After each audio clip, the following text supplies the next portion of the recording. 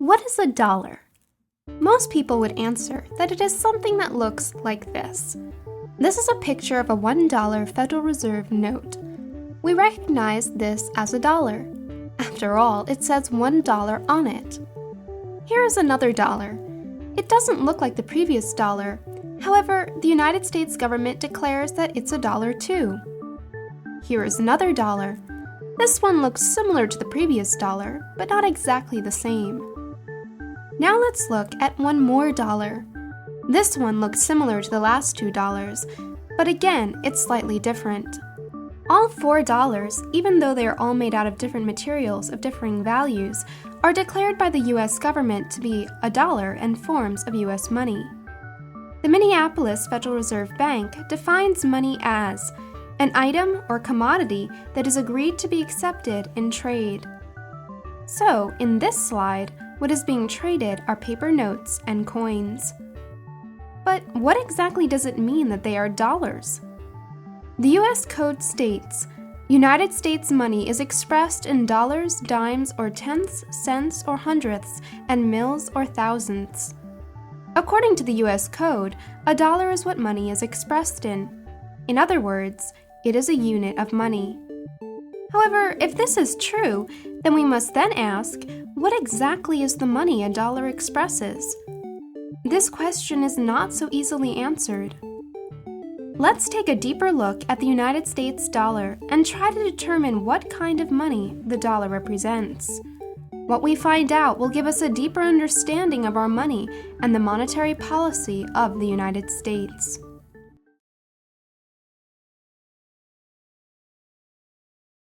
This dollar, a piece of paper imprinted with different colors of ink, has a number of unique characteristics. First, obviously, it is designated as $1. Second, these notes are printed by the United States Treasury and authorized by the Secretary of the Treasury. Third, what we call a dollar is designated as legal tender for all debts, public and private. This means that the dollar has to be accepted by everyone for all debts, public and private, unless of course it was contracted beforehand that the debt would be paid in something else, such as with a credit card, check, or even bitcoins. Fourth, it is a Federal Reserve note. This means that it is issued by the Federal Reserve Banks of the United States. These are the regional banks of the Federal Reserve System, the central banking system of the United States. The fact that the dollar is a note means that it is really a liability of the Federal Reserve Banks and an obligation of the United States. This means that a dollar note is a promise to pay or an IOU issued by the Federal Reserve Bank to the holder of the note, the public. The U.S. government ultimately guarantees the repayment of the loan. Why does the U.S. government guarantee the note? Because it's a law. The U.S. Code states, the said notes shall be obligations of the United States and shall be receivable by all national and member banks and Federal Reserve banks and for all taxes, customs, and other public dues. They shall be redeemed in lawful money on demand at the Treasury Department of the United States in the City of Washington, District of Columbia, or at any Federal Reserve Bank. Notice that the code says, they shall be redeemed in lawful money on demand. Now this raises a number of questions. First, if the dollar note shall be redeemed in lawful money on demand, is the note itself lawful money? Second, if we bring the dollar to a Federal Reserve Bank or the U.S. Treasury, what kind of lawful money would we receive as redemption for the dollar?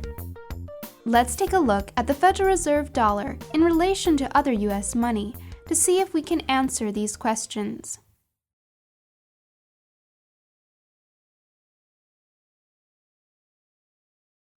Let's say we were to take our $1 Federal Reserve note to a Federal Reserve Bank or to the U.S. Treasury for redemption. What would we receive?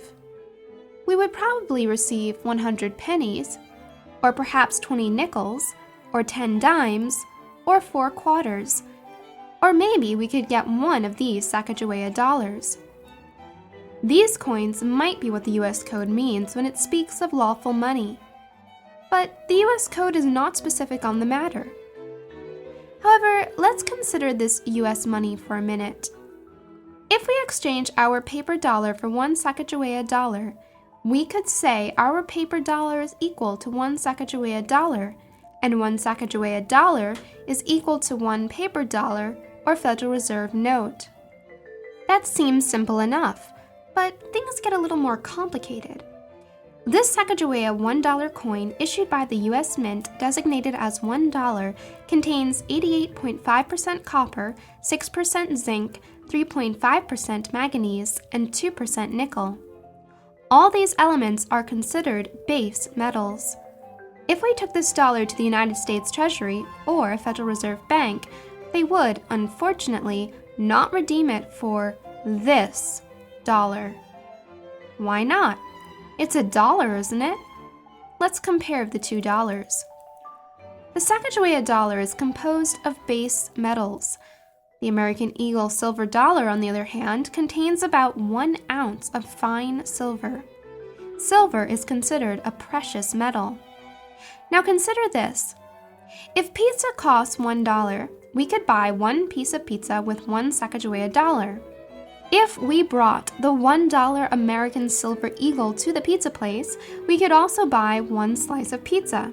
The pizza man would probably be more than happy to comply. Why? Because if we were to bring our coin to a coin dealer, he would offer us about 20 Federal Reserve dollar notes in return for it. We could then purchase not 1 but 20 pieces of pizza.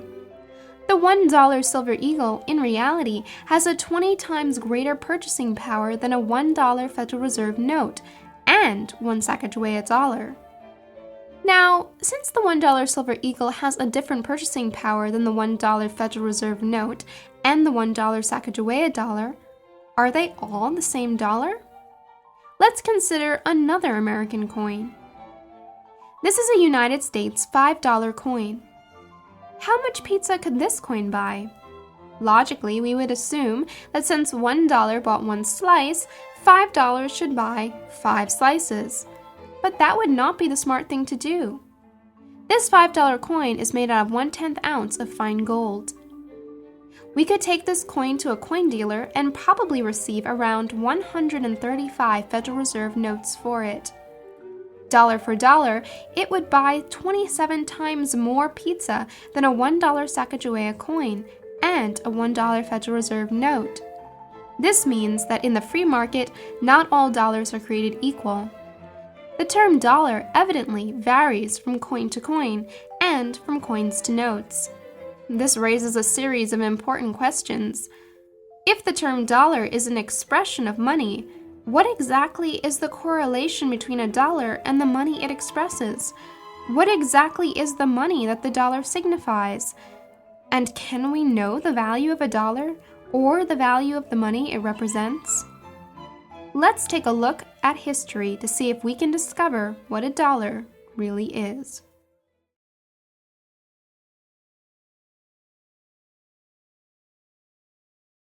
There are 2 places in the United States Constitution where the term dollar is mentioned.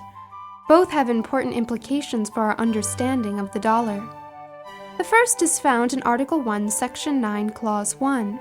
The clause states, "The migration or importation of such persons as any of the states now existing shall think proper to admit shall not be prohibited by the Congress prior to the year 1808, but a tax or duty may be imposed on such importation, not exceeding $10 for each person." This clause has reference to the slave trade. Prior to 1808, if a slave was imported into the United States, the Constitution authorized the federal government to place a tax on the importer not to exceed $10. Constitutional scholars see this clause as a compromise between anti- and pro-slavery factions in order to get the Constitution passed.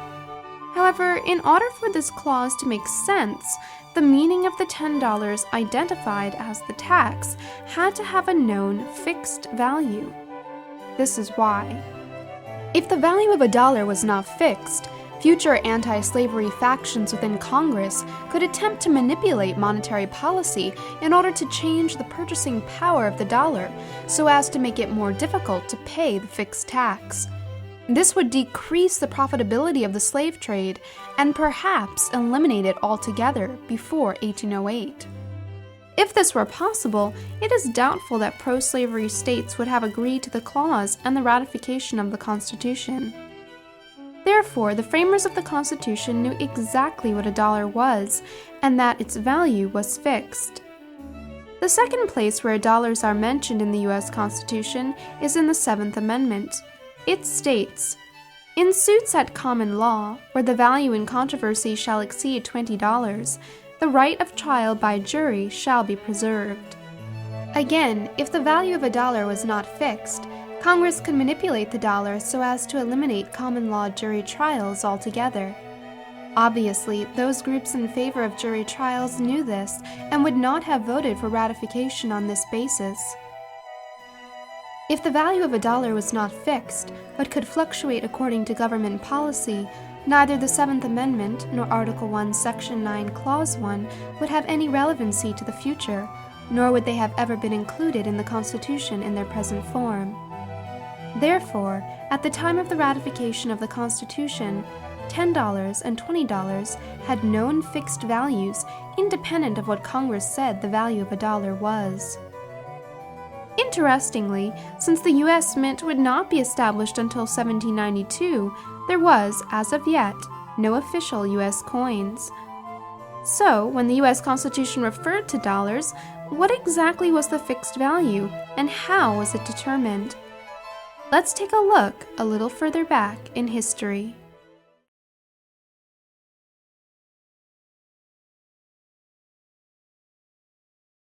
In 1776, shortly after the signing of the Declaration of Independence, the Continental Congress began to address the issue of a metal coinage system. Apparently, in the 1770s, there were multiple international coins of differing weights and fineness of silver circulating throughout the states. On September 2nd, a committee of Congress recommended that the Spanish milled dollar become the standard of measurement for other coins.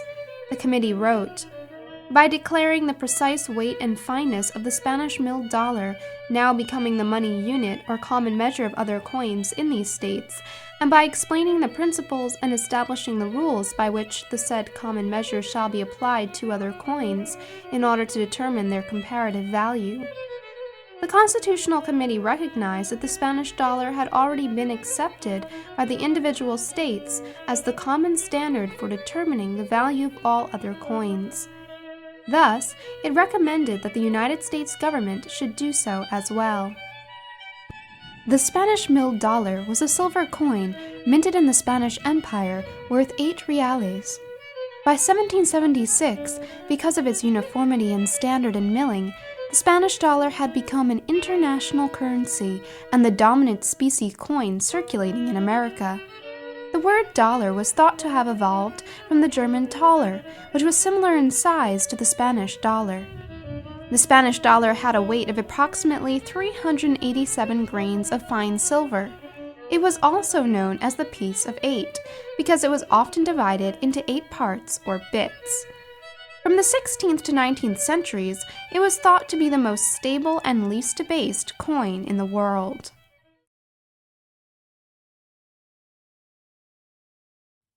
Prior to the ratification of the U.S. Constitution, the United States also experimented with a paper currency as a medium of exchange.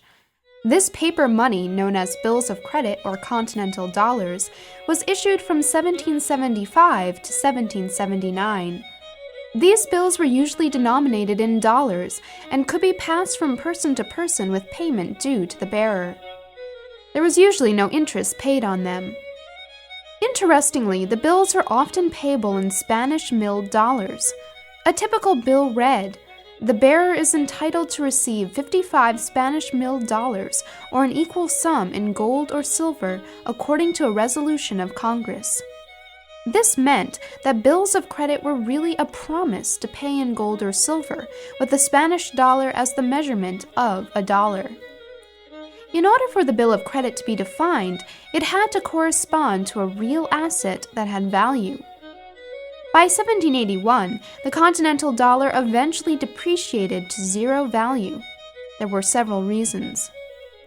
First, neither the individual states nor the United States government accepted the paper dollars for taxes or government dues. Second, Congress could not impose a tax to pay off the redemption value. Third, the states refused to supply specie to the federal government in order to redeem them. Fourth, there were vastly too many printed. Fifth, the British counterfeited the dollar as a means of economic warfare. Because of their negative experiences with a paper currency, the framers of the Constitution deliberately restricted the individual states and Congress from issuing bills of credit.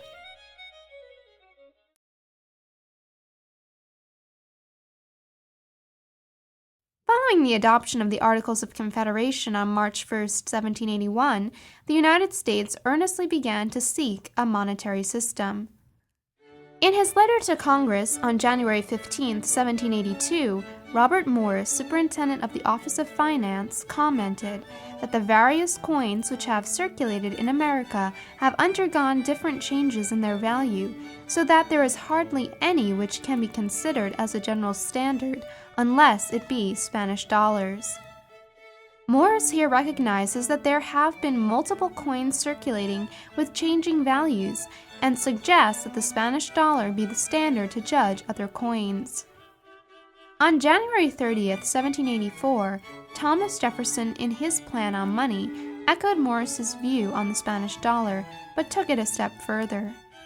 The money unit of these states shall be equal in value to a Spanish milled dollar, containing so much fine silver as the assay, before directed, shall show to be contained, on an average, in dollars of the several dates in circulation with us.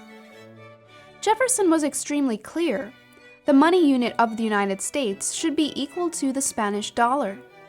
He suggested that various coins be assayed to determine an average of fine silver contained in the coins. He made an important observation on the Spanish dollar later in 1784, when he stated, "Taking into our view all money transactions great and small, I question if a common measure, of more convenient size than the dollar, could be proposed. The unit or dollar is a known coin, and the most familiar of all to the minds of people.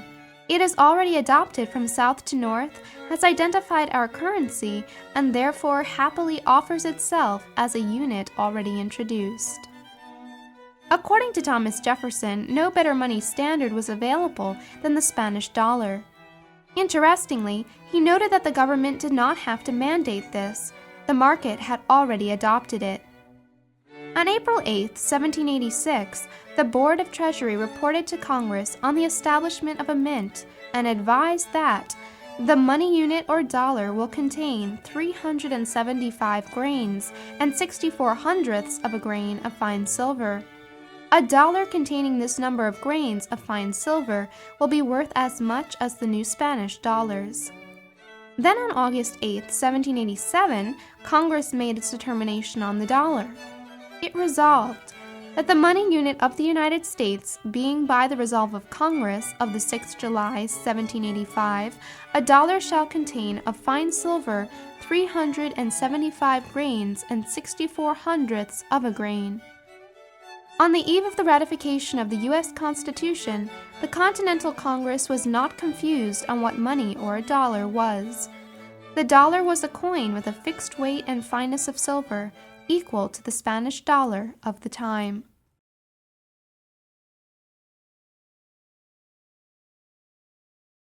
Following the ratification of the Constitution, the Secretary of the Treasury, Alexander Hamilton, was directed to report on the establishment of a mint.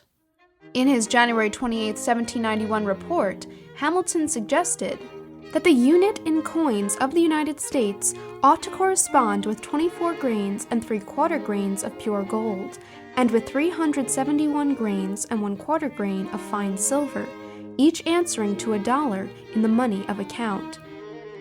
While Hamilton suggested slightly reducing the amount of grains in a silver dollar, he still understood that a dollar was defined as a specific metal of a specific weight and fineness. He gave this important admonition in the report. There is scarcely any point in the economy of national affairs of greater moment than the uniform preservation of the intrinsic value of the money unit. On this, the security and steady value of property essentially depend. Hamilton seems to have understood that if the value of the money unit was uncertain, then the security and value of all property was also uncertain. On April 2, 1792, President Washington signed the Coinage Act of 1792. It embodied the coinage principles espoused by the Continental Congress, Jefferson, Hamilton, and the United States Constitution.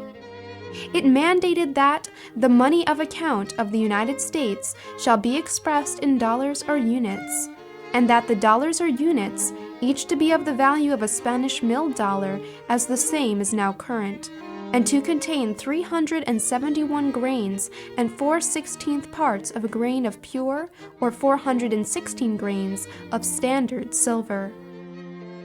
Interestingly, the act also allowed the public to bring gold and silver bullion to the mint to be coined free of expense. Obviously, Congress did not assume a monopoly on the money supply. The act also established the penalty of death for the crime of debasing the coinage. Inflation was severely dealt with. From these observations, we can draw the following conclusions. First, at the time of the adoption of the Constitution, the framers and the Continental Congress recognized that the Spanish dollar was the money standard. Second, governments did not authorize the Spanish dollar as money. They simply recognized what the market had used for decades. Third, the market determined the value of a dollar according to its silver content. Fourth, the U.S. government determined that the U.S. dollar coin would correspond to a similar weight and fineness of the Spanish silver dollar. Fifth, the Coinage Act of 1792 defines the dollar as the value of a Spanish milled dollar as the same as is now current. Sixth, this is the dollar referred to in the U.S. Constitution. Seventh, the dollar designated in the Constitution existed before the Coinage Act of 1792 and before the Constitution was ratified. The general belief that a dollar corresponded to a fixed amount of silver would remain until Congress enacted the Legal Tender Acts during the Civil War.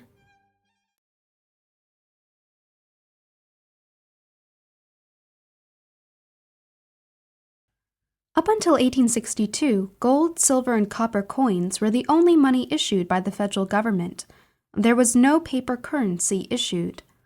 This was in keeping with Article 1, Section 8, Clause 5 of the U.S. Constitution, which states, "The Congress shall have power to coin money, regulate the value thereof, and of foreign coin." However, with the onset of the Civil War, the Union found itself desperately short of the necessary funds needed to continue the conflict. One response was to pass the first legal tender bill. On February 25, 1862, Abraham Lincoln signed the bill into law. This act allowed the federal government to issue $150 million in irredeemable United States notes. Because of their green color, they were also known as greenbacks. These notes were backed only by the credit of the United States government. In essence, they were a fiat currency, unbacked by gold or silver bullion. The notes were also mandated as a legal tender for all debts public and private within the United States. This meant that the notes, by law, had to be accepted by everyone within the country as payment for debts. The passage of this act allowed the United States government, for the first time since the adoption of the Constitution, to institute a paper money supply and also to designate as a dollar something that did not contain 371 grains and 4/16 parts of a grain of fine silver. During the congressional debate over the bill, Owen Lovejoy, representative from Ohio, offered an insightful perspective on United States money. He stated, "It is not in the power of Congress to accomplish an impossibility in making something out of nothing. The piece of paper you stamp as $5 is not $5, and it will never be unless it is convertible into a $5 gold piece, and to profess it is simply a delusion and fallacy. In Lovejoy's opinion, in order for a dollar to be a dollar, it had to be convertible into a precious metal. He believed Congress's attempt to call an irredeemable piece of paper a dollar was simply delusional. Since the Constitution assumed a dollar to be equal to the Spanish dollar, and the Coinage Act of 1792 referred to the dollar as the same silver weight as a Spanish dollar, the greenback did not meet the legal definition of a dollar. A total of $450 million of greenbacks were eventually printed, with a total of $415 million issued. On July 11, 1864, greenbacks in terms of the value of gold fell to a low point of only 35 cents worth of gold. In the free market, a $1 U.S. note did not equal a $1 U.S. gold coin. Other effects were predictable. By 1865, prices had increased about 80%, while real wages declined about 20%. After the Civil War, there were several Supreme Court challenges to the legal tender acts. However, in 1871, in the case of Knox versus Lee, the Supreme Court ruled that a paper currency not backed by gold or silver was constitutional.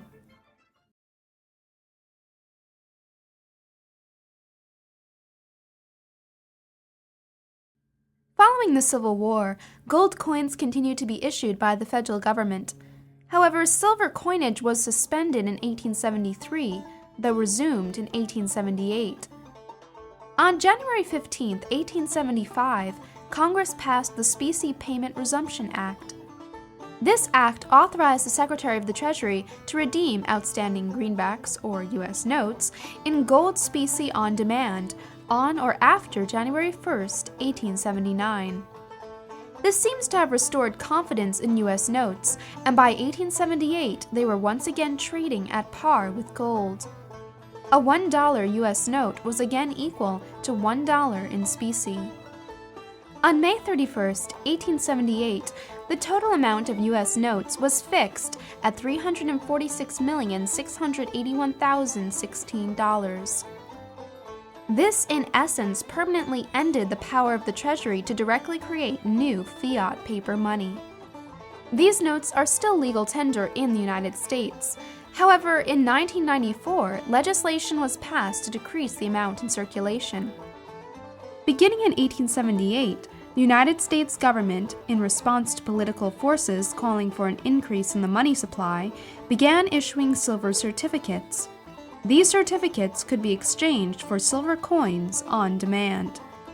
These silver dollars contain 371.25 grains of fine silver, the constitutional definition of a dollar. The federal government also issued gold certificates from 1865 to 1934. However, this type of paper money was not generally intended for circulation to the public. Interestingly, United States government-issued currency was not the predominant currency circulating in the United States after the Civil War. The U.S. National Banking Acts of 1863 and 1864 established the groundwork for a network of federally chartered national banks. Under this law, banks could apply for a national charter as long as they could meet the necessary minimum capital requirement. Once accepted, the banks were required to purchase interest-bearing U.S. government bonds in the amount of 1/3 of its paid-in capital. The act then allowed banks to issue banknotes up to 90% of the amount of government bonds it purchased. Though the U.S. government printed the notes, they bore the name of the issuing bank and the signatures of the bank's officers. The national banknotes were considered legal tender and could be used to pay all federal taxes except customs duties. Technically, the notes could be redeemed at the issuing bank for silver or gold. If the bank could not redeem the notes, the federal government could sell the insolvent bank's bonds and pay off the bearer of the note. On March 3, 1865, the federal government imposed a tax of 10% on the notes of state banks to take effect on July 1, 1866. This tax eventually forced all non-federal currency out of circulation. These notes would remain in circulation until the 1930s.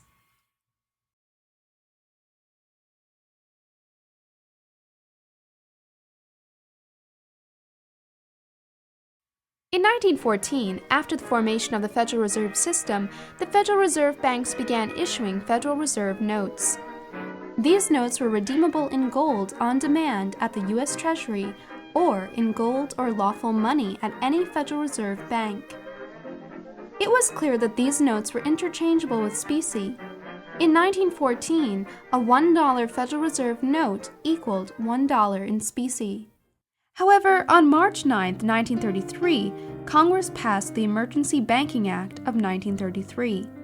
It stated, "The Secretary of the Treasury, in his discretion, may require any or all individuals, partnerships, associations, and corporations to pay and deliver to the Treasurer of the United States any or all gold coin, gold bullion, and gold certificates owned by such individuals, partnerships, associations, and corporations. Upon receipt of such gold coin, gold bullion, or gold certificates, the Secretary of the Treasury shall pay therefor an equivalent amount of any other form of coin or currency coined or issued under the laws of the United States." This law removed the gold obligation and authorized the Treasury to satisfy redemption demands with other forms of coins or current legal notes of equal face value. Subsequently, on April 5, 1933, President Roosevelt issued Executive Order 6102. This order criminalized the public possession of gold coins, thus ending the circulation of gold specie money. By 1934, most circulating currency notes were beginning to be consolidated into Federal Reserve notes. After 1934, the notes carried the inscription, "This note is redeemable in lawful money at the United States Treasury or at any Federal Reserve bank." Since silver coins were in circulation, the notes could be redeemed in silver. Starting with Series 1963, the words, "will pay to the bearer on demand," no longer appear, and each Federal Reserve note simply states a particular denomination in dollars. With Series 1963, the promise of redemption also vanished from the face of each note. On June 24, 1968, the U.S. Treasury stopped redeeming silver certificates in silver bullion. By 1970, silver was removed from the production of coins. On August 15, 1971, President Nixon directed Treasury Secretary Connally to suspend, with certain exceptions, the convertibility of the dollar into gold or other reserve assets, ordering the gold window to be closed such that foreign governments could no longer exchange their dollars for gold. Thus, on their face, Federal Reserve notes became, in the description of John Exter, a former member of the Board of Governors of the Federal Reserve System, paper IOU nothing currency.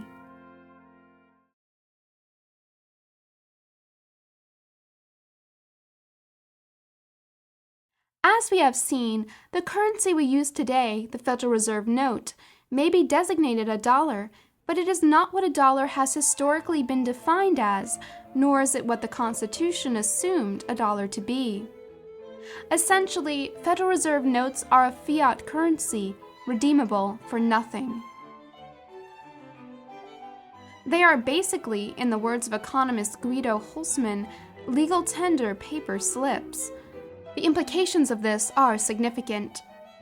A dollar that contains 371.25 grains of fine silver cannot be reduced in value below the market exchange value of silver for other commodities.